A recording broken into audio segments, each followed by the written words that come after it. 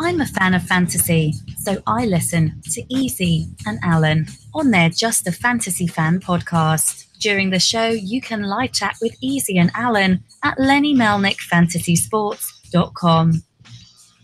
Rumour has it, Lenny only swings one way, with Launch Angle. Now here's Easy and Chris Allen. And welcome to a Fantasy Fan Sportscast. This is Easy Kill from the Legend Sports Network at LennyMelnickFantasySports.com. And I'm with my co-host that, you know what, I don't thank him enough for doing this for me, being here and, you know, give me all this great fantasy advice so that he can kick my ass in a week where we go one-on-one. I will congratulate him also. I invited him to my sweet little personal home league. A lot of turmoil that he caused at the draft day. My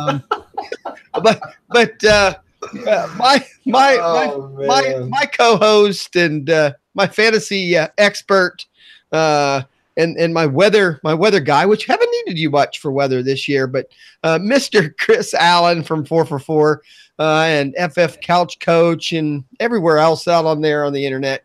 Chris, how are you doing tonight? And again, congratulations on winning a championship, in my home league. Is it over yet? Did I win? No, I mean,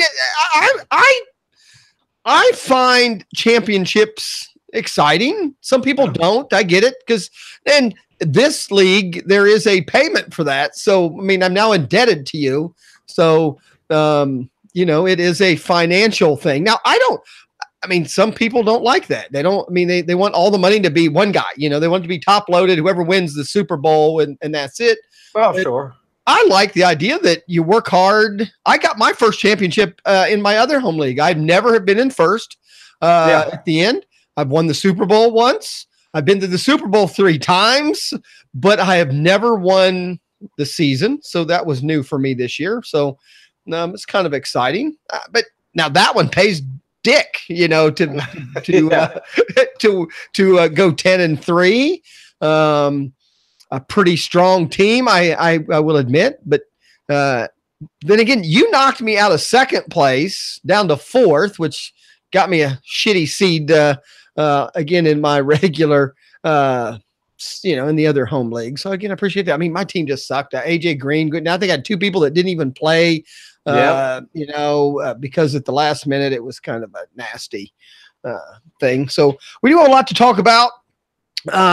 Again, our schedule, we're here every Wednesday at 10 o'clock. Join us in the chat room at LennyMelnickFantasySports.com. I know we got DVD Dan out there who now has a couple shows on the air. I see Cha-Cha's out there posting pretty pictures in the website. I guess that's just to get me all excited while I'm doing my podcast, I guess. Chris sometimes will pop in there also, but we'll kind of pay attention to the chat room.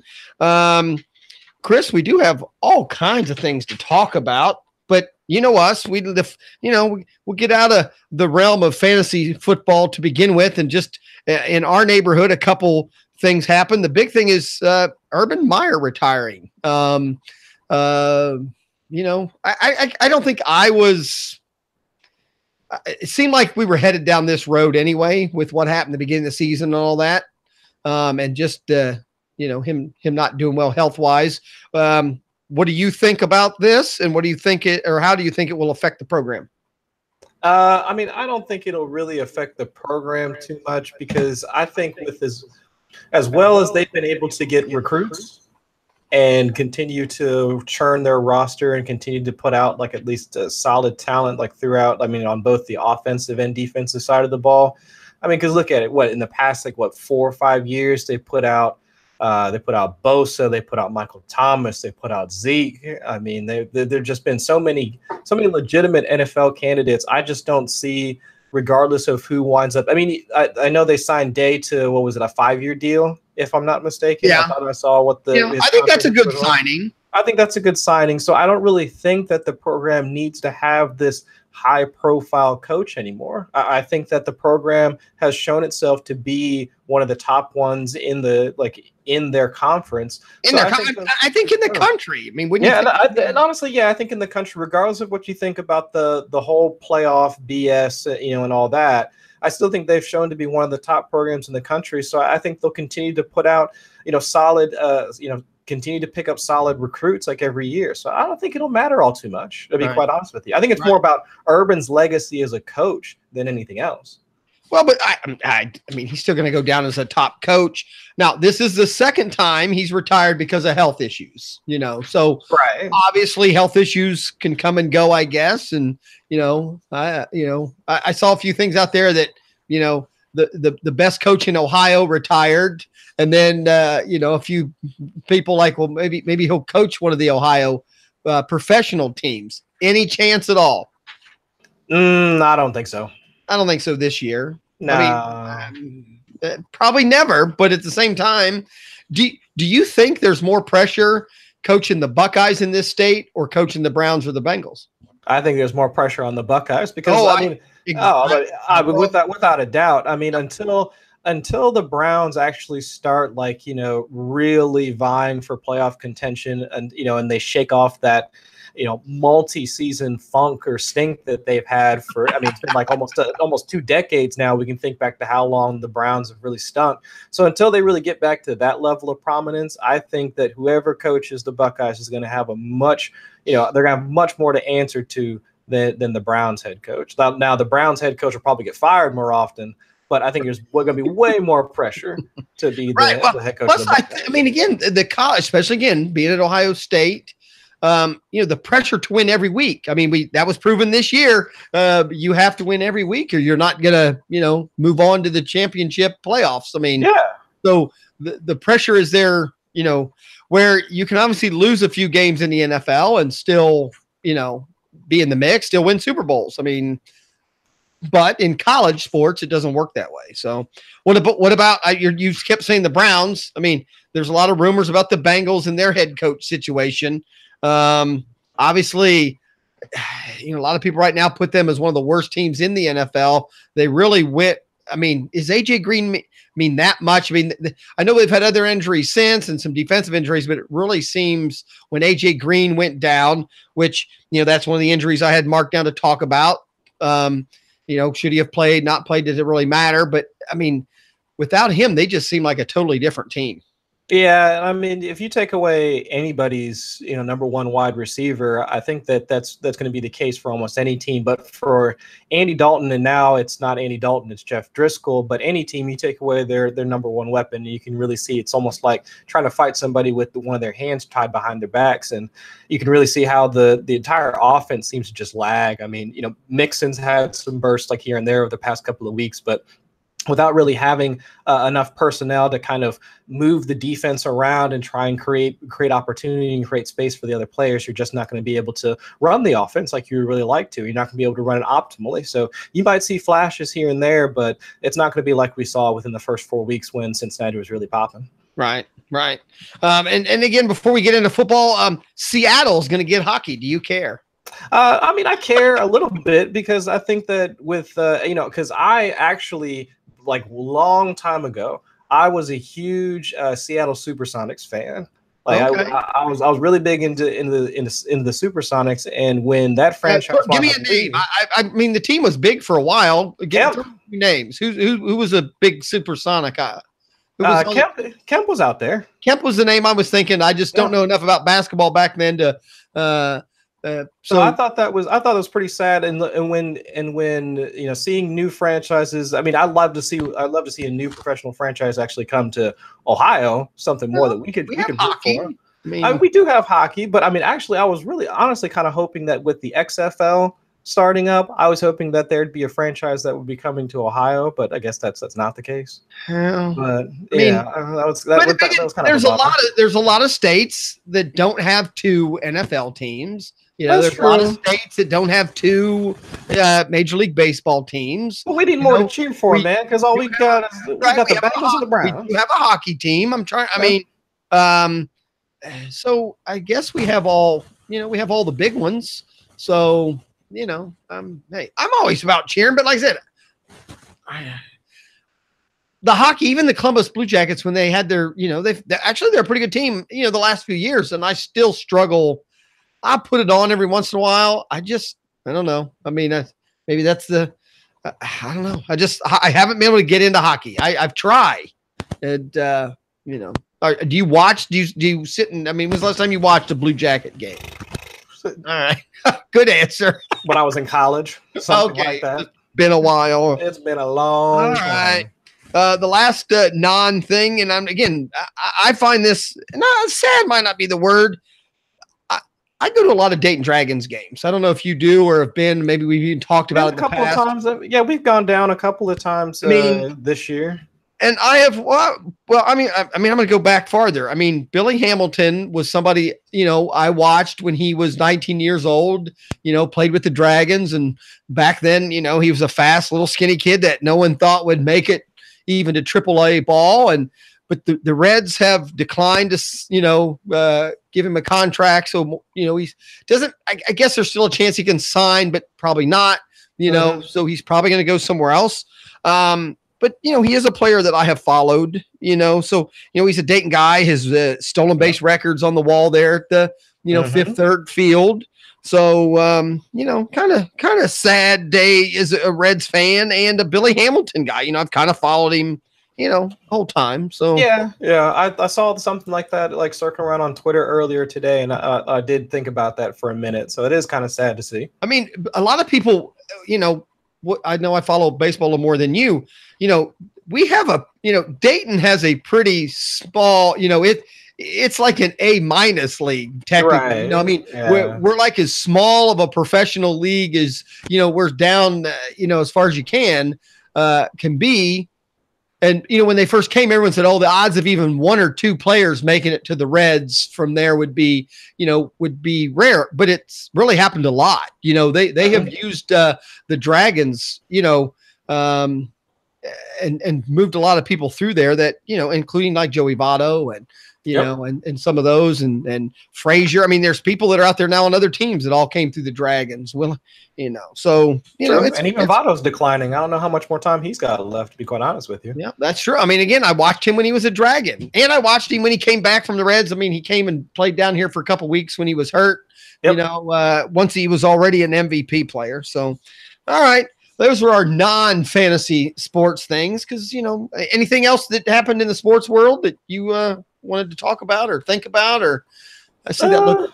Not that I can think of offhand. I didn't. Obviously, the big thing's just the College Bowl series. The Buckeyes didn't make it. Yes. I saw the outrage on Twitter. I saw the outrage on Facebook. Since we're local. We're local Ohio folks. You can't lose to Purdue like they did. I think if they'd have lost by less than 7, maybe even less than 10, they might be in. I also thought it was the Maryland game that did them in. Even though they won, I thought it was really like they're one of their worst outings, to be quite honest with you. But then again, it's the Big Ten, and it's hard to get up for these teams when you're the Buckeyes. At the same time, the teams we're playing are getting up. That's their championship game, is to beat the Buckeyes. So I don't know. It's hard to put a weight on that, in my opinion. So fair enough. That's kind of where I'll go. So we'll start now in the NFL. Because again, all kinds of stuff kind of happened, but the big thing in my mind would be that Green Bay lost their coach this week. I don't know for fantasy moving forward. I'm kind of in the middle. Usually a new coach can pep things up a little bit, but at the same time, they're pretty much now out of the playoffs. So I don't know what's going to happen. What's your opinion? And how's it going to affect fantasy? I think at least for the short term, there's anecdotally what we've seen in the past is that when head coaches wind up leaving, and especially in the fashion or all the weeks leading up, where we saw just, complete lackadaisical play from most of the Green Bay Packers is that the first game back is that game where everybody's charged up and then they wind up producing. Like we saw the same thing with Arizona. And they have the right opponent to do that. Oh, exactly. So everything's kind of working in their favor because we saw that with Arizona earlier this year. I mean, they get rid of Mike McCoy, and then immediately David Johnson starts popping. Now it starts to trail off afterwards. Yeah, especially. But I mean, offensive line play. They have a rookie quarterback. I mean, all those factors kind of working against you. So now, if it's Aaron Rodgers, and now he has the chance to actually seize hold of this offense and actually start to call the shots, a la Tom Brady, then now you have a much better, a more optimally run team. So I do think that, especially this week, they have everything kind of working for them. And then if Rodgers is able to take control of the offense like he should, then I do think that's going to be more of a chance for the players that we want to see shine actually shine. I think in both my leagues that I made playoffs in 3, and 2 of the 3, which are my, the actual paid leagues, I made the playoffs in both paid leagues. Both of those I do have Aaron Rodgers. And I think actually I'm more excited for him finishing the season for me with McCarthy gone, because I think now they have something to play for. So I think it's a little bonus. I think if McCarthy stays there as a lame duck, more or less coach, then I think the players aren't going to play. So exactly. Now, I do agree. I do think thing happening that what was it, Cincinnati last year when they saw when they thought Marvin Lewis was going to go to the end of the season. It was just a lame duck season. And then what wound up happening? Right. I think it was just better they cut ties and move on. Now, there's been a lot of rumors. Do you think Aaron Rodgers had anything to do with this, or just ownership knew? The big thing I've always heard, or the big thing I heard this week, was when TV caught Aaron Rodgers rolling his eyes when the play came in the huddle, and I've now watched the replay a couple times. It is pretty dramatic. Like, who is in the movies, he'd have just changed the call and moved forward. Right. So here's my way of looking at things. So we know, for as good of a quarterback as Aaron Rodgers is, as much as he's been able to produce out in the field, they won a Super Bowl and all that, you have to think he has some clout. I mean, because remember, it was last year when it was the Seth Wickersham, the ESPN writer, that he did that piece on the New England Patriots, and it was Bob Kraft, Tom Brady, and Bill Belichick. There was that triumvirate, and now I can see the exact same thing happening in Green Bay. Although Aaron Rodgers hasn't been in the league just as long, you have to think there has to be some sort of relationship between those three, because without one of them, stuff's not getting done. So to say that Aaron Rodgers has at least the same share as Tom Brady, no, I'm not saying that, but 10% involvement, 20% involvement in what happened, I think that has to be at least somewhat in play. Right. All right. Anything else on Green Bay before we move on? I mean, obviously, like I said, who do you play? I mean, wide receiver wise, Adams. The other ones haven't really been doing much. Graham has barely been producing. The running backs, Aaron Jones. It has to be Aaron Jones. So I mean, I'm assuming you're playing those 3 or 4 people, and that's really about it, right? So I mean, there was some hype about Equanimous St. Brown. There was some hype about a month ago about Marquez Valdez-Scantling. Yeah. I mean, but those are just ancillary players. As of right now, you trust the studs, and we'll see how the offense shakes out under Joe Philbin. Right. Obviously, the Kareem Hunt thing kind of happened. It was going on when we did our last show, but actual being let go and all that happened after. So it's old news. So don't need to get into it much. But obviously, it's a pretty big deal. He went through waivers. No one claimed him. I thought that was probably what was going to happen. Again, obviously it didn't affect the team, but Spencer Ware was definitely no Kareem Hunt.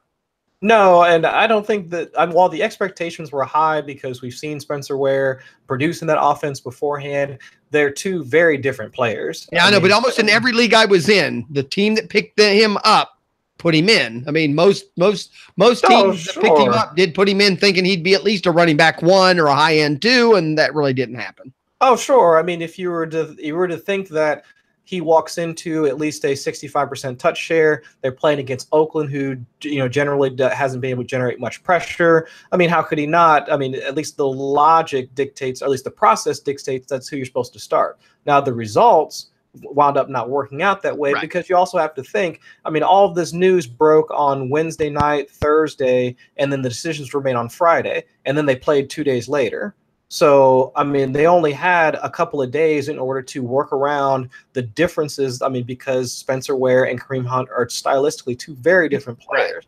Right. So, I mean, yeah, like while it all made sense in order to put him in, given the matchup, given the offense, given their implied team total, sure. But let's also be realistic about it, considering that, again, they only had 2 days to really install an offense around. So they probably just said, here, we'll try and use you in as many places as we're going to do Hunt. But they probably didn't have as many the same expectations as Hunt, because they're different running backs. Right. Get into injuries real quick. I don't have most of them written down, but it just seemed like a lot of them, Breida ended up not playing at the last. No, I think they kind of set him out. It's like they weren't going to play him, but then the other guy got hurt. Yeah. So then they had to play him, but he didn't do well. So, it seems questionable that we might or might not see Breida even this week. Then you have Connor, going down and they're saying 1 week. I got a feeling because they signed someone again today. The Connor injury seems like it's a little more long-term than 1 week. Yeah. For him to be, I mean, he was Tomlin came out yesterday. I think it was yesterday that he came out and said, yeah, today's Wednesday. It came out right away. Tuesday. Yeah. And he said he's not playing this week. So I'm hard pressed to believe he's going to be playing in week 15. Right. No, I agree. We're still dealing with Melvin Gordon. He is not practiced at all this week, as far as I have seen. Spotted at practice, doing some workout on the sides, but he was not listed as a participant during practice. But he's out. He's there with the team. I hope he doesn't play. I need him not to play. I have him in the league I'm in with you. I have him, but another league we'll get into this. I made a decision that I asked everybody about, and they all said I was dumb, but I did it anyway. And I'll ask your opinion in a little bit, but I know your opinion. So, but yes, I really do. I don't want Melvin Gordon to play this week. I'm playing because I'm in this league. I'm playing against him. Oh, okay. But I also have Eckler, so it's a double whammy. You see what I'm saying? I mean, if he plays, the other guy gets him, and I lose Eckler. So it's so it's a whole thing there. But the good thing is for me, I think, is that San Diego is pretty much a playoff team now. So I mean, do you risk playing him? I mean, playing Melvin Gordon? Yeah. No, that's what I say. That's what I'm saying. I think if he doesn't practice tomorrow on Thursday, then I bet we don't see him. And I guess if he does play, I might even be scared to start him. I mean, it might be back to a Breida thing where you get him and doesn't really play, that type thing. So yeah, there's no reason for them to risk him. I mean, they're sitting at 9-3 right now, second in their division. With the Broncos, they pretty much have to win out in order for them to get into playoff contention, and they just lost Emmanuel Sanders. Right. So I think with that, they're going to be even more inclined to continue to let Gordon rest and make sure that they're ready for the playoffs. And a lot of people, have made fun of Eckler and that he didn't do that good, but he was being stopped before a step from the ball. I mean, he didn't have time to. I mean, it wasn't, and teams see that. Fans don't always, hear him bitch and moan or I can't use him, but that was not an Eckler was a bad running back thing. He's not that type of running back. Oh, but he really is. Gordon would have struggled, I think, the way that line wasn't. They just were getting to the backs pretty quickly. Yeah, it was just kind of bizarre, like the way that they game plan for that specific game. Because if you think that because the Steelers they blitz at one of the highest rates in the league, and so if you have a back that is just, I mean, really, really efficient in catching passes and running in yards after the catch and whatnot, then they would have used that to their advantage and used Eckler in space. but they use Justin Jackson more in the Eckler role and Eckler more in the Gordon role, and it just wasn't working out for them. If anything, they should just switch it up, let Justin Jackson be the first and second down back, and then move Eckler into that passing down role, which he's shown that he can do that. He can be that hybrid he can be that hybrid player. In PPR, he was still a good player to have last week. Oh, absolutely. I mean, without question. Again, the process would dictate that if you think that you're going to be able to get a running back in a high-scoring game that's who's going to have the largest touch share, then you play that running back. I mean, the results just didn't work out that way. Right. The other injury happened, today. Emmanuel Sanders. That's a pretty. I mean, you hate to see that for anybody, especially that it's an Achilles. An Achilles at 30 years old. Yeah, I know. He's done. He's done, man. And that's the worst. And really, Sutton finally had a decent game. Unfortunately, they were playing the Bengals, so I watched most of that. But I don't know. Feel bad for Emmanuel Sanders. And especially, obviously they made some moves on their wide receivers. Got rid of Demarius, and now they do this. What do you see? Is it just going to be Sutton, or what other? I don't. Off the top of my head, I couldn't even tell you the other wide receivers they have. They got Sutton. They've got Deshaun Hamilton, the other rookie, and then they've got Tim Patrick. The way that I've seen it so far is that, if I'm not mistaken, it'll wind up being Cortland Sutton, because he primarily plays on the outside anyway, so he'll play split end. Deshaun Hamilton, if I'm not mistaken, he would play opposite him flanker, and then Tim Patrick would be the slot man, if I'm remembering that correctly. Other than Sutton, anybody startable? I mean, obviously it's first weekend of most people's playoffs. I mean, they're playing San Francisco. Yeah, that's true. So, I mean, San Francisco just last week, I went back and I watched the all 22 of their game against Seattle just this past week. They literally had a linebacker covering Tyler Lockett. I mean, their defense is all out of whack. I mean, they just lost their starting safety, Jaquiski Tart. He's supposed to be out this week. He was already declared out along with Matt Breida. So, I mean, really, if Russell Wilson can throw 4 touchdowns on 18 passes, then I mean, there probably is some viability. It's just going to be, I would just, in a high leverage situation, because it's playoffs. Yeah, you're just starting Sutton. Yeah, Sutton and Lindsey. That's about it. Right. All right. The out of the chat room, DVD Dan, he said he won't risk Gordon this week, even if he does play. Don't blame him. And then same thing. He's saying, what a shame, Sanders. He was having a great year. It's not like he's had bad years, and I really don't. He's calling it a breakout year. I think he's had a breakout last month for sure. But he's been a good player. They had a down season last season, if I'm not mistaken. I don't think he crested 1,000 yards last year. I think this year he was on pace for just over 1,100 yards. It was like 1,100 yards, 1,200 yards, like somewhere in that range. And especially for somebody that at his age, and also with his usage and on that team with a quarterback that, while Case Keenum isn't I don't think that he's a bad quarterback. He's maybe just above replacement level. I think it is pretty remarkable given the struggles that they've had on that team. I mean, they go in and they draft Royce Freeman thinking he's going to be their starting running back. They lose Matt Paradis and one of their other starting guards, if I'm not mistaken. And then they have Philip Lindsay break out. They trade away DT. So with all the churn and turnover they had in that offense, to have a wide receiver at his age eclipsing 1,000 yards, I think that's pretty remarkable. At 30 years old, carrying at least a $12 million price tag on his head. So, I mean, I think it's really sad. I mean, it really is sad. I mean, yeah. And I don't know why it always seems to hit me more when it happens in practice than a game, Yeah, that's one of the worst to get. I mean, I'm assuming you get it either time, it's bad, but it always seems like when you hear about it at practice. It was almost like what was it last year when Deshaun Watson went down in practice, and it was just like it's just like you just hear about it on the news. It's not like everybody's watching. But the year before, wasn't it Jordy Nelson? It was at practice. Now his was a preseason game. Yeah, preseason. But I actually thought it happened before the preseason game. I actually thought it happened like on the Friday. I don't think he did it. I could be wrong. Yeah, and then good part. Lou brought up Dez Bryant going down in practice, like when he signed with the Saints. Oh yeah, that's right. Yeah, that's right. So, that happened in practice. So yeah, just sad. I mean, the same type of injury too, Achilles. Right. And then usually there's no video or nothing, so no one ever, no one sees it or anything. So you wouldn't want to see that. Who wants to see that?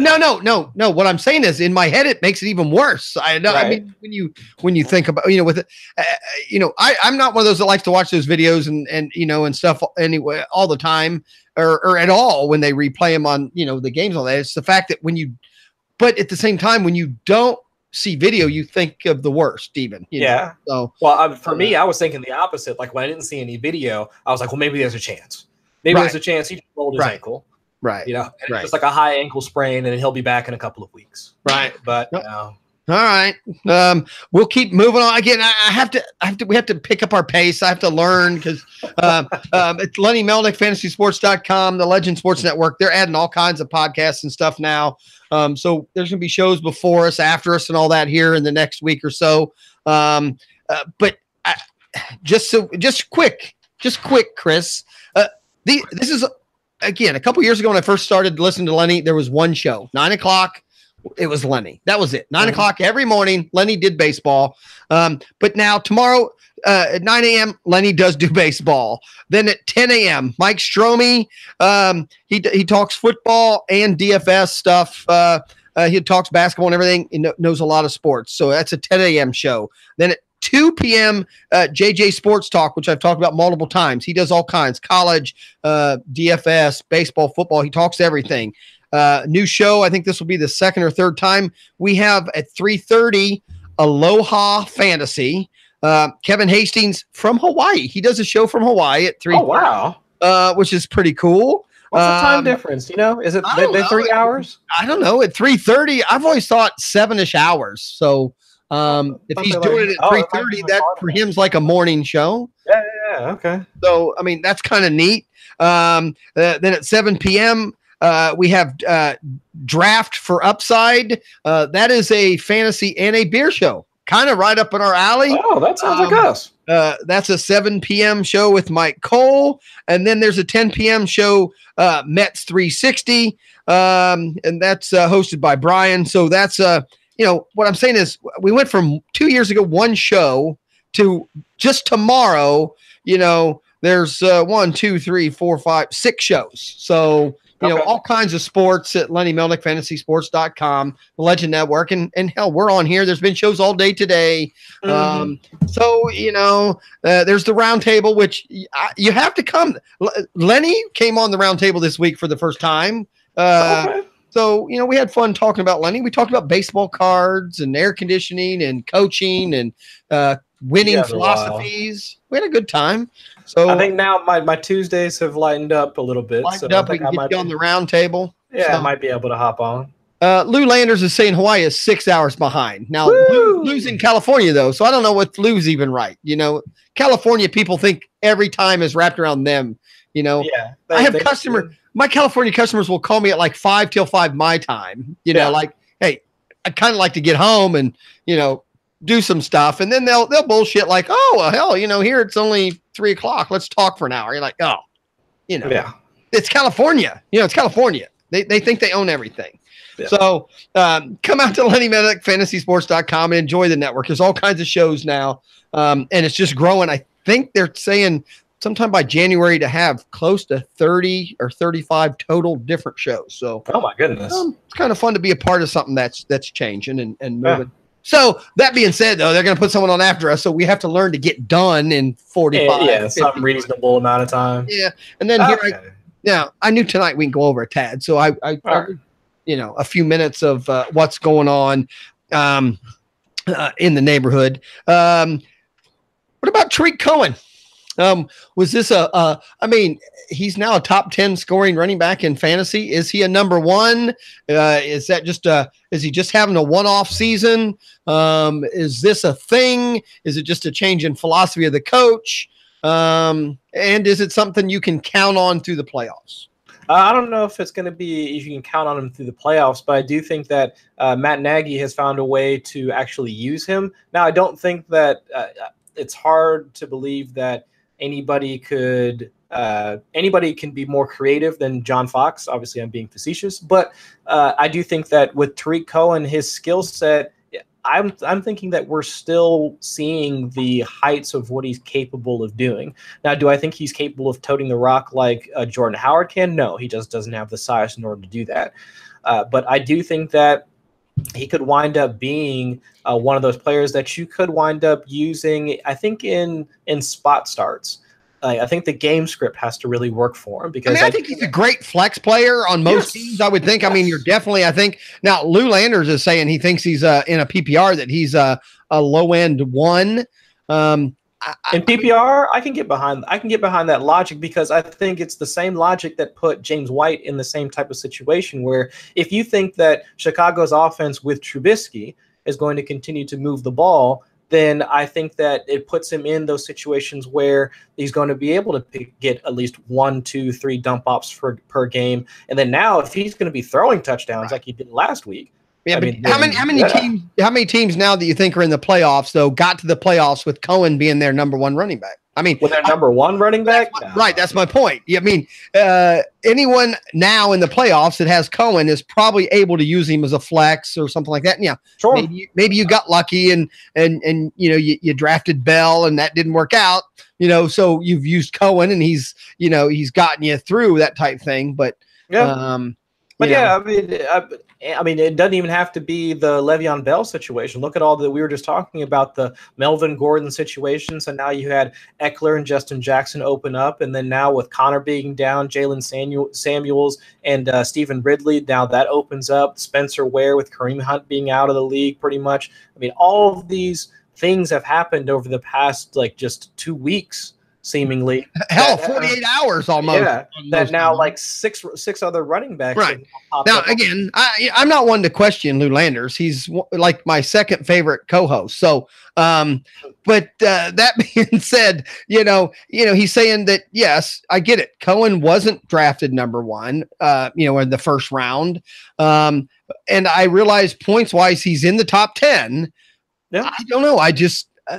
If I had him on my team, I'd love to be able to put in my flex, but I'm hoping going to the playoffs, I have two closer, what I would use the word stud, maybe. I don't know. You absolutely should have, because just like Lou was pointing out, that he wasn't drafted as a number one. I think Tariq Cohen's ADP at the beginning of the season was in 12-team PPR leagues. He was somewhere in the 6th round.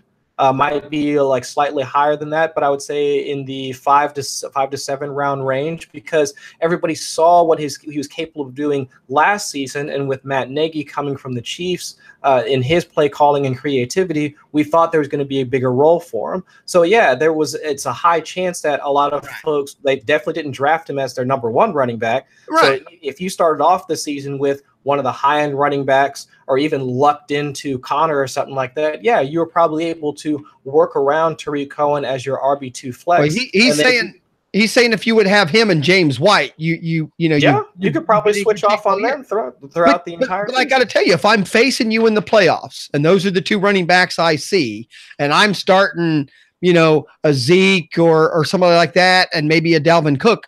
Even though Dalvin Cook hasn't had the greatest season in the world, he's actually, getting a little better. I don't know. I would feel better having a stud like Zeke and a Cook than I would looking at White and Cohen. I mean, you can get it. I get better about it. White and Cohen both could, get you 20 some points. I mean, they have that, but they don't have the consistency, in my opinion. So, but I think here in the playoffs, I think consistency is kind of something that I don't care about right now. I want ceiling. I don't care about consistency. Yeah, I want players that are good. Both of those players give you a ceiling. Mm-hmm.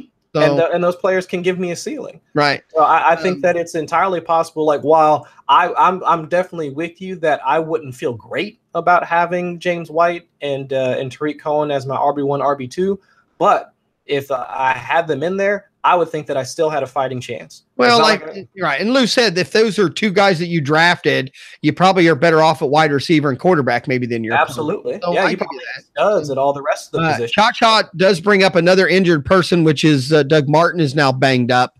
Does that open up CJ Anderson? Does that? Yeah, I know, which is where I was going. What do we think of Rashard right now? Again, I wouldn't trust him in the playoffs unless I just had no option. I mean, I don't know. I don't have a team where I have to make either of the decisions we just argued about. Yeah, and I mean, of course, it's not just the volume, but it's also the offense that they're attached to. I mean, I don't know how I cannot pinpoint the weeks in which the Oakland offense is actually going to start putting up production. Right. It was last week that we thought they were going to get stomped, and yet here comes Derek Carr, and he winds up being the QB5 on the week. So right.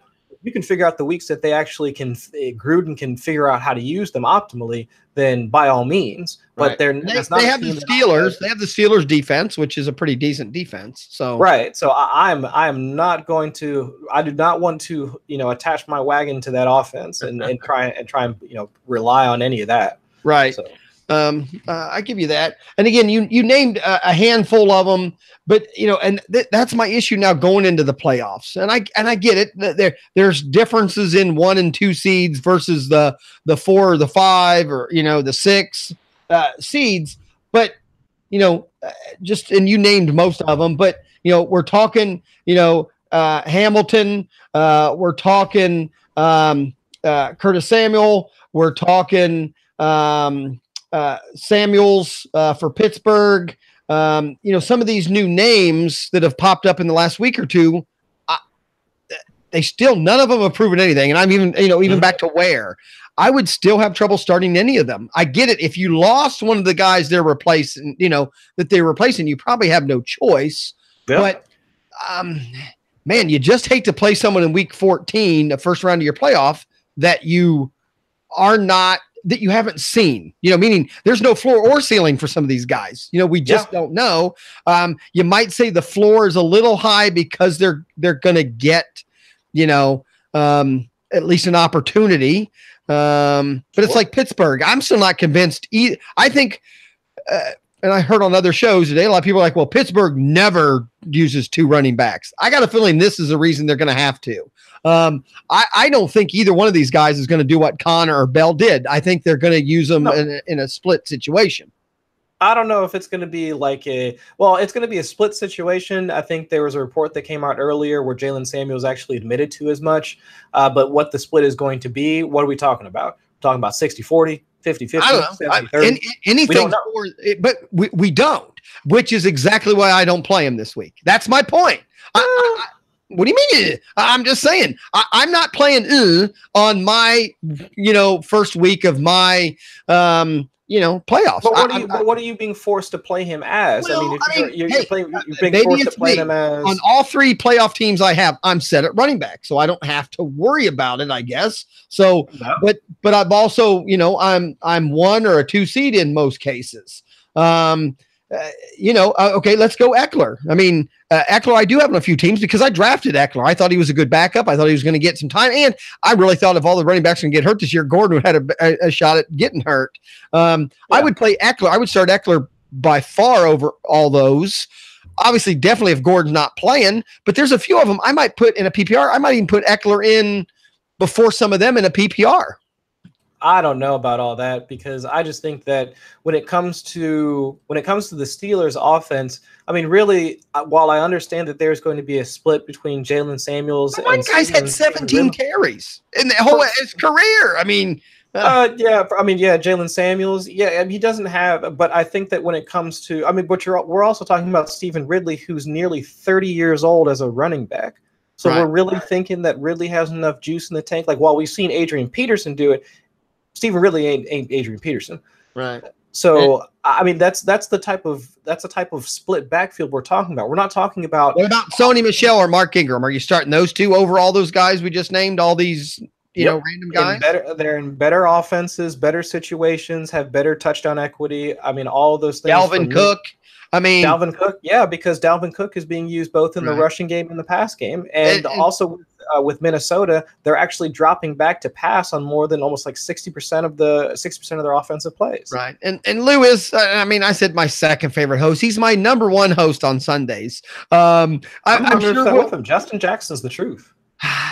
I'm not buying that either. I'm not. I mean, I don't play. I mean, he had a couple of good runs where the defense was doing different things. That defense was set up to stop the interior run. They were making you go outside and make Eckler do. I still think Eckler's going to be the starter, and I think Eckler in this game should be fine because if they don't run, he's still going to be on the field to get passes. I'm not sold on Justin Jackson yet.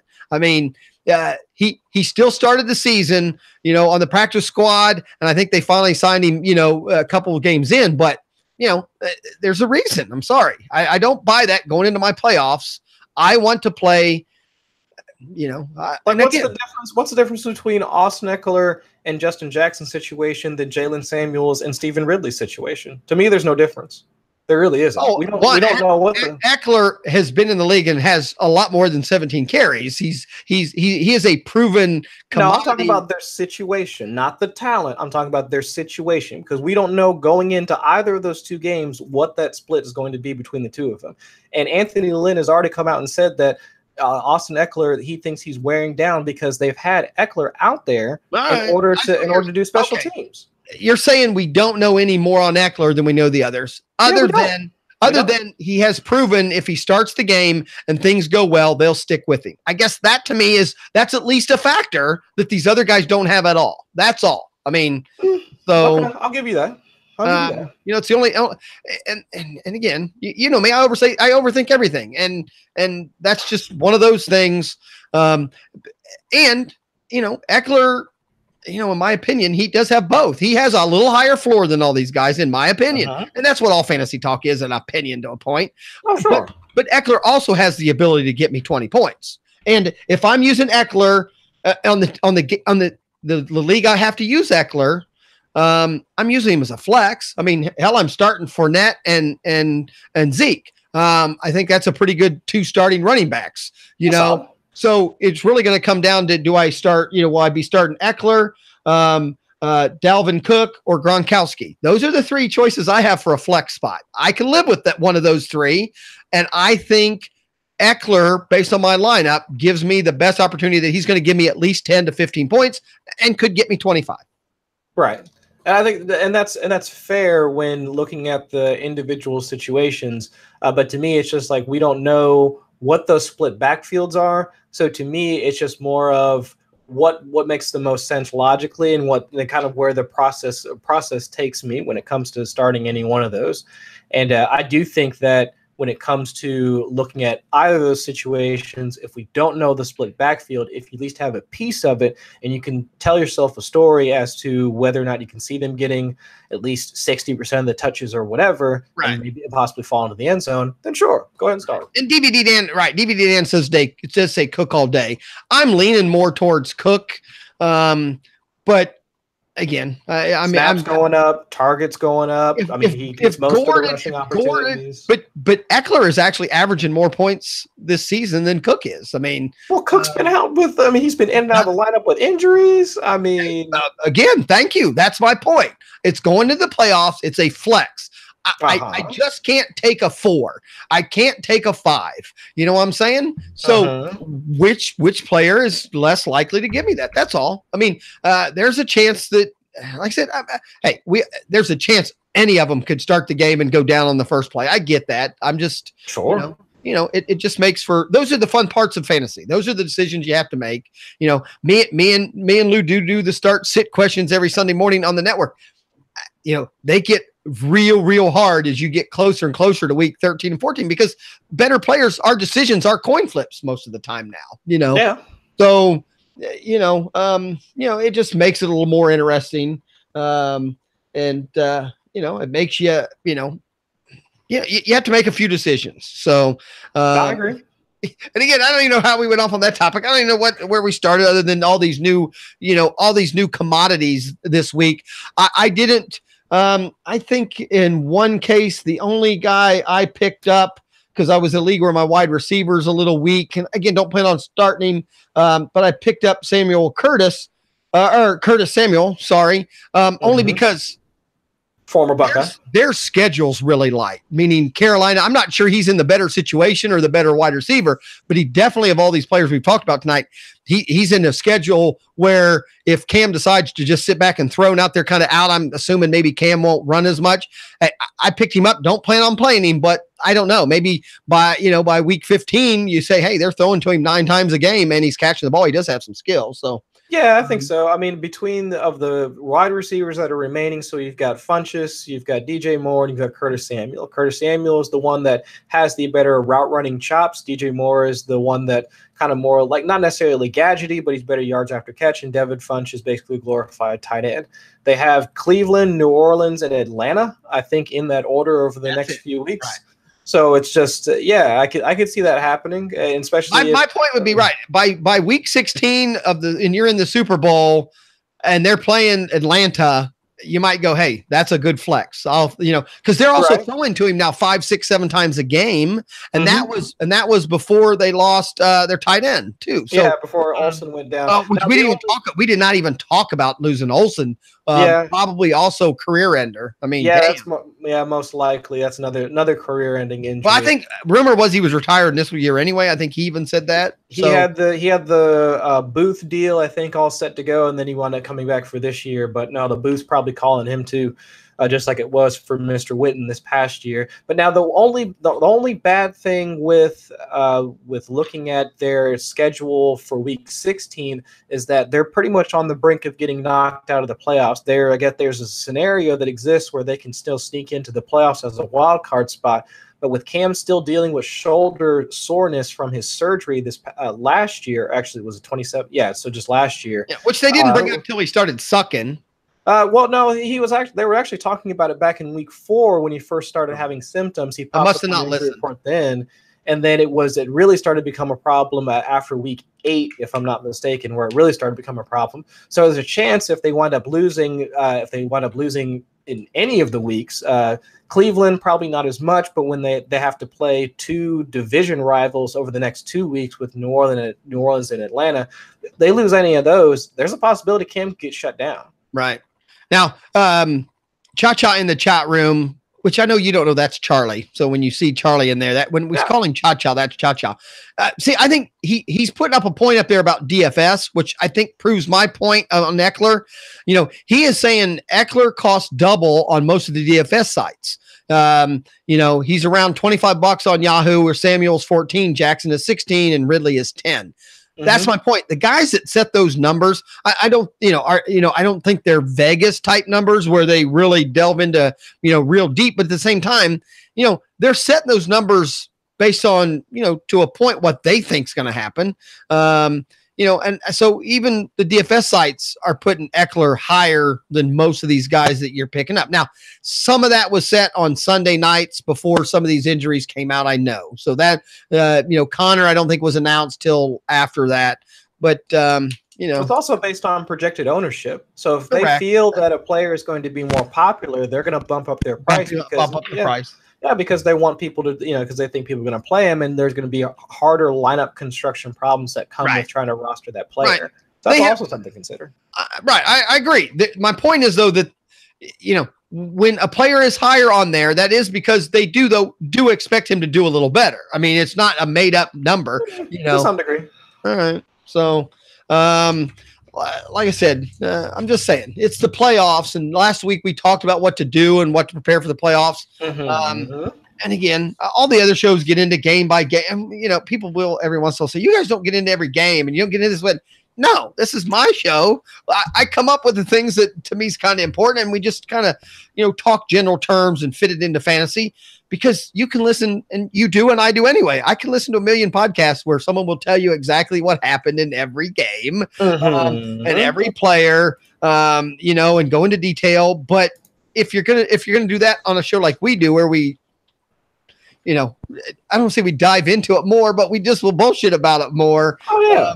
We cannot go over every game and every player and every situation, or we'd be here forever. Oh yeah. I'm trying to think some of the major things. I mean, what is the deal with the Falcons? I mean, we really thought their offense was going to be, really, really great. They've just struggled all the way around.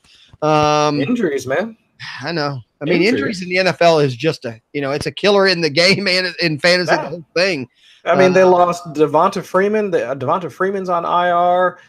They lost. But everyone at the beginning thought Coleman would be fine, and that obviously proved not to be the case. I mean, he's not the same running back. No, I mean he's just not. I mean, and that's actually kind of weird too, because especially in a contract year, you have to assume he's probably not going to be with the team, and he's not really making a case for him being a number one running back anywhere else in the league. So I don't know what his situation is going to be after this season.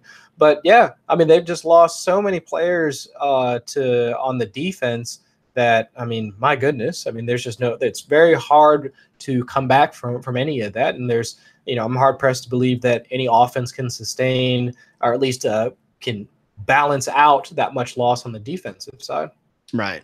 So, I mean, it just makes it, I mean, again, you just can't count on anybody for Atlanta, points wise, but Julio Jones is still having a heck of a season. I think he's still like one of the leading receivers in the league still. Yeah, so if you're in the playoffs with him, you have to play him. I agree. Oh yeah, without question. Matt Ryan, but this last week, if you needed them to get you into the playoffs, you're not in the playoffs. I mean, this last weekend they didn't get you any points. I mean, nope. If you got in this week, and actually in one of my dynasty leagues, I have Matt Ryan, and luckily enough, I was able to not only win my matchup despite Matt Ryan, I secured a first-round bye, so I can hopefully get through this week. And I think it's the week after that they find that they do play it. I think they play at home. Hopefully they play at home. Hopefully. Yeah, in week 15. So we shall see.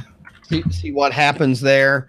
Yes. But the problem is also with Atlanta is that's the problem with these superstars. Once they're out of the playoff I'm not going to say they take games off, but I do think they take plays off here and there. And if they have a little tweak here or there, you do run the risk of them going, well, hey, I got a tweak. I'm not going to go out there and play. I mean, because unfortunately, if Julio Jones goes down with, I won't even say it, there are injuries out there that if you go down now, you're not playing next year. I mean, no. So you obviously can't risk some of those type players, this time of year, if they have tweaks, Yeah, and that's always the concern. I mean, that is the yearly fantasy football concern about playoffs that extend into weeks like, 15, 16, and 17. Right. Is that once the players and their teams fall out of playoff contention, are they going to be shut down? Right. Is Cam Newton going to get shut down? Will Julio Jones get shut down? Right. Trust me, I'm ecstatic in my two leagues that Zeke Elliott, that the Cowboys are still in it, because early on in the season, I'm like, oh my Lord, I might lose Zeke Elliott, because I am one of those people that trade that way too. As the season goes on, if I see a team's odds are they're not going to make the playoffs, I'll try to move some of their bigger players, just because I'm like, you know what, I'm willing to take, I'm not going to take a big loss, but if I get 90 cents on the dollar or something like that, but I get somebody who's on a team that's playoff bound and have a lot more to play for, and or maybe have a decent schedule, all that kind of stuff, or even look at teams on the opposite side. So if you've been riding Patrick Mahomes, he might get shut down because they're pretty much they're going to waltz into a first round bye. Same thing with the Rams. Yeah, but the opposite there is, at least the good thing with those players is they're still always playing for that home field advantage, maybe, or some of that. So a lot of times they still have to, they still have to keep up and all that. I think the Rams pretty much have theirs. Right. It's just a team that starts 1-5 or 0-6, now the player that you have from that team probably ain't helping you a lot anyway. But my point would be, those kind of, if they have one shining star and I might have him, I might try to, move him or something if I had to. So, trust me, if Dallas had lost another game, I definitely would have been I'd have put feelers out, to see what I could get for Zeke, And that's fair. So, that's kind of, the way I go about it. Well, again, I mentioned it on a few other shows, just glancing, because I kind of kept it for even though we have no time left, but I'm going to tell it anyway. Because, I did something that everyone I've told pretty much has said that's stupid, but I eventually talked to Lou Landers about it more in depth over text and stuff like that. And once I explained it, he goes, okay, now maybe I get it. But I play, which I enjoy and our league enjoys, and that is, to keep it interesting in my main league, the top 3 seeds get to choose who they play in the playoffs. I've seen that rule before. I like it. So it makes a big twist. Now, the thing is, I had never won the league before. So this year I have the number 1 choice. So I get a pick of, all the teams in the playoffs. I get to pick who I want to play. Obviously there were 2 very terrible teams that I could have picked. And the one guy, which is even worse now, he lost Hunt. I'm trying to think he lost Hunt, he lost AJ Green, and he just lost Connor. I mean, he was one of the, he actually was a very tired, he won a lot of games, but now his team is horrible. You know what I'm saying? So I could have taken him. The other guy just has had a bad team, but he's just won enough games. He just barely made the playoffs. So I could have picked either one of those. Mm-hmm.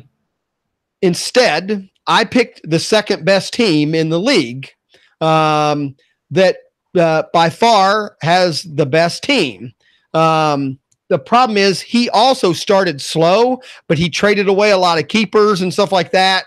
This is a keeper league. He sold the farm to win this year, more or less. So he's pretty stacked.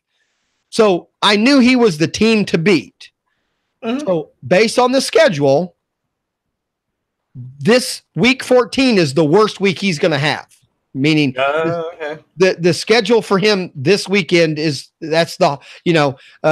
matchups for him are a little weak. Me and him, and I know ESPN, I know projections are just projections on ESPN. Sure. I would tell anyone if a starting rookie fantasy player, I would tell you, be cautious with those. Yeah. But at the same time, they are somewhat of a judgment thing. But this guy I'm playing, when I put, his team in there and then I put his team in fantasy, a couple of websites where it calculates for the next couple of weeks.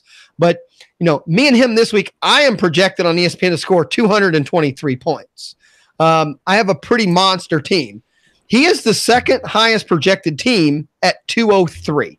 So my point was, I picked him, even though everyone in my league's like, why would you do that? Why wouldn't you win one game and then play him? And that was one of the big factors. 1, he has a weaker schedule. And 2, the way everyone else picked, the way I knew it was probably going to fall, was he was still going to be on my side of the bracket. So I was going to have to play him. If we both won this week, which we both are highly projected, so he would have won. If we both would have won, I'd had to play him next week, not in the Super Bowl. So I have to play him for no money either way, meaning second place does not get you anything. You know what I'm saying? So, that was the decision behind me picking the second best team in the league and taking them on in week 14, knowing, and I even have done that. I have set my lineup. I have picked up things. I've dropped people that I probably wouldn't have dropped because I'm playing this like it's the Super Bowl. That's the right path. That's the right optimal strategy to have in order to win. But most people, unfortunately, because it's my show, I could explain the whole thing out to people. When I just told them, hey, we can pick who we want. And I kind of, and you glance, you just say, hey, and I got this team that's, they're probably the second best team, but their schedule's a little weak this stuff, and then people go, well, you don't know. Their best 2 players could get injured next week, or this, and I know all that, but those are odds that we don't know. Those are hopes and dreams. I know the odds this week, Right. He's got a good team, and my team can't fall apart. Obviously, if my team falls apart, yes. I mean, I could be out regardless. But but obviously, the other issue is he has Melvin Gordon, so that was the other factor. He obviously can't play Melvin Gordon. I'm hoping this week, and then I have Eckler, so he doesn't have his backup. So that was the other part. If he had Eckler in his lineup, we'd probably be both projected about 220. I memean, same thing. His team is, I told you, I'm starting Fournette and Zeke. He's starting Barkley and McCaffrey. So he has Barkley, McCaffrey, and Gordon. So, I just decided the odds, I'm not doing this as a, me in poker. I mean, to me, this is the play. That's the right play. Even though to some people it's like, now if I knew I could match up with him in the Super Bowl, meaning, okay, if he beats me there, at least I get some second place cash, but in this case, I'm not, I'm going to have to play him either this week or next week. Right. So He's taking this week when he's at his weakest. So yeah. Right. And even at his weakest, he's the second highest projected team in the league. This league ended up being for the first time, just super. The top 4 seeds are just monsters. We had a team that made the playoffs that has a losing record, and it's not because it's set up that way. It's just because the top teams all lost. I won the league at 10-3, and there's like 4 teams that are 9-4. I mean, it really is just, and then everybody else is, but unfortunately it's our second year's a keeper league. And, the keeper thing got, I think, a little carried away, and so you end up with some strong teams and some shitty teams, which I know in dynasty leagues that's kind of common sometimes too. But but you trade assets and you move things around. The draft comes every year, and then you can build teams up and then break them down. But again, that was my little thing, which is back to, it's a little twist in our playoff thing, and it makes you. And trust me, every year, mostly what happens every year is number 1 picks number 8, number 2 picks. Most of them do it that way. That's just the way they do it, because most people don't look into it as deep as I do. Most of these, there's a few real competitive kids in this league, but most of them are just, they're okay players, and they just say, okay, I want to play the guy that's seeded the lowest, versus no, you got to look at the numbers a little bit before you make the decision in my book. So I agree. Because you made that comment in the other league I brought you in that you were surprised that 8 teams made it and there's no bye. And I set that up. Again, this league is a bunch of rookie players, and I wanted them all to have a chance to win for as long as possible. This is the 3rd year for this league. We probably will change it around, maybe start next year or something. That some of the kids, that's the problem. Some of them are a lot better players now, and they want to make it a little more competitive league. But I just felt for beginners, the more people I could keep in the game, meaning you had a shot at playoffs. And I'm not a fan of the bye week at all. I hate it. Even in regular leagues, me and Lou talked about it today on the show, so we won't get into it too much, but it's not like the real NFL. You're not getting healthy. You're not getting whatever. And for me to sit there and watch games all day on a Sunday, knowing that it didn't even matter, and then to look and see, man, I'd have kicked someone's ass anyway, or something like that. I'm like, I don't know. I think there's got to be better ways than the bye. And to me, picking your opponent gives you an incentive to win, and be a top seed.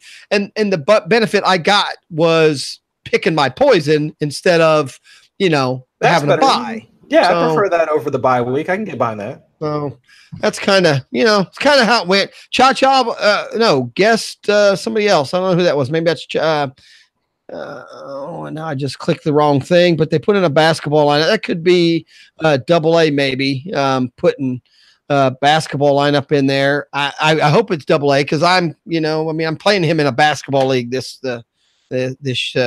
week. So, All right, Chris, I had fun. We always do. We barely went over, only by 20 minutes, 15, whatever. You know me. I knew I had a little leeway tonight. Yeah. So I just practiced. I would not have told my story that was boring and everyone hung up by now. Better next. Everyone says that no one cares about their fantasy teams, so you can't talk about them. You know what? But I have the microphone, so I'm allowed. And, any stories you ever have, Chris, you can talk for a few minutes and I'll cut you off, but you can at least start the conversation. All right. That's fine.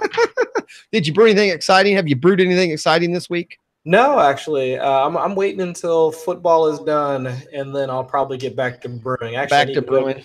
Yeah, I haven't brewed. It's probably been like 2 months since I brewed something. All right. Well, you'll get there. I got confidence in you. Oh, we'll get back there. All right. Well, thanks for coming on with me tonight. I had a good time. I think we accomplished a little bit. I don't know. The key now is if you're in your playoffs, you don't need much of our advice at this point. Set your lineup, take a gamble, flip the coin. You know what? If it's a weird little thing that you think is the difference, then set your lineup based on that and not something I said or Chris said, because it's your playoff team. So, that's what makes it fun. Absolutely. So I thank everyone out there in the chat room at LennyMelnickFantasySports.com, the Legend Sports Network. I thank him and Andrea for letting us come on here. You can check us out every Wednesday night at 10 o'clock here on the network. And you know what? Had a great time, Chris. Real quick before we go, where people can find you, what kind of work you got out there right at the moment, and then we'll get out of here. You can find me on Twitter at Chris Allen FFWX. You can find all of my writing over at 4for4. Had the QB streaming article for this week actually dropped just yesterday. Yeah, yesterday. I actually put out Case Keenum as my top streamer. That is not the case anymore after the Emmanuel Sanders injury. Yeah, but I did talk a little bit about Ryan Tannehill's upcoming matchup, Josh Allen's matchup, because now he is the new hotness, which I'm somewhat skeptical of. But yeah, I did a little bit of a discussion about some of the quarterbacks you can find out on your waiver wire. So go check that out if you happen to be a 4for4 subscriber. All right. You can find me. I'm just on Twitter, just at afantasyfan. I'm out there. Give me a follow. You can tweet me a DM sit start question for Sunday. Me and Lou will talk about it. But you can find me pretty much almost every show on the Lenny Melnick Network. I'm out there in the chat room, giving people a hard time. I bring nothing to the table other than I love to be a smart ass in the chat room. It just gives me something to do. There's nothing like trolling people that come in and I even said, someone asked me that the other day. Have you had anybody give you any bad? I'm waiting for the first guy to troll us a little bit. I want to be hated sometimes. It makes sure. I know. No one hates me. Entertaining sometimes. That's it. All right. Chris, again, have a good weekend. Good luck in your now I feel bad. Real quick. How many playoff teams where are you going as far as playoffs? So what I've got 3 teams rolling into the playoffs this week. I got a bye in one of them, and then semifinals this week in another. So we are, and then we've got our league as well. So you're in the playoffs in what, 4 or 5 leagues then? Yeah, thereabouts. Mm-hmm. All right. Well, that's not bad. I think you're maybe in a few more leagues than me. I only made it 3. Unfortunately, man, I bit off a lot more than I could chew starting the podcast and doing all the shows and doing that stuff. I thought I could handle more leagues, and I just, oh my Lord. Yeah, I was pretty much in the same boat. Took on a bit too much this season with leagues, and then doing draft day consultants and all that. So it's been a while. I hope you won some clients money. Did you win some clients, some big money? Yeah, actually, and I didn't want to bring this up. I wasn't sure how much time. Just real quick, nobody cares now. I actually had a client text me as we were starting the show, and he told me that he's actually in first place. I'd helped him draft his team, and we drafted Le'Veon Bell, and still did not get Connor. Oh, and he's still in first place because you know why? We got Patrick Mahomes. I got you a late rounder. I mean, that's good. Yeah, Patrick Mahomes. I think how every year all the fantasy podcasts will come out with some stats on the most popular player on championship or playoff teams. I think you're going to find Mahomes is going to be on a lot of, if not winning teams, at least teams that made it to Super Bowl. I think he's going to be one of those top players. Because he, again, I'm not going to take him in the second, third round next year. I mean, people will, but you know what? I'll be honest. The way Rodgers is done, I'll take Rodgers next year in the 6th, 7th, maybe. Yeah, but Patrick Mahomes is going to go in like the first round, man. I can't. I know it's home leagues. He's going to go at like the 1-2 turn or something like that. He's going to go in like the first round. Yeah, but my point is though that it's again, we saw it. Now I know he had an injury last year, but Watson, everyone thought was going to be, he went super high this year, and he was like the number 3 quarterback off in a lot of leagues. Yep. One year is not like we talked a lot of times. These days, you give a defensive coordinator 9 or 10 months off to come up with a game plan to play the guy, you're going to see some things change, and so we'll see. All right. Again, thanks for coming out, everybody in the chat room. Had a great time. We'll catch you here next Tuesday. Tuesday's the round table at 10 o'clock. I'll catch you Sunday at noon for sit start, but me and Chris will be back next Wednesday at 10 o'clock. Say goodnight, everybody.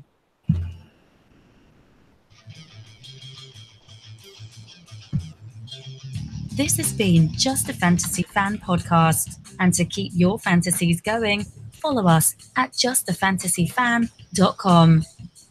Say good night. Good night.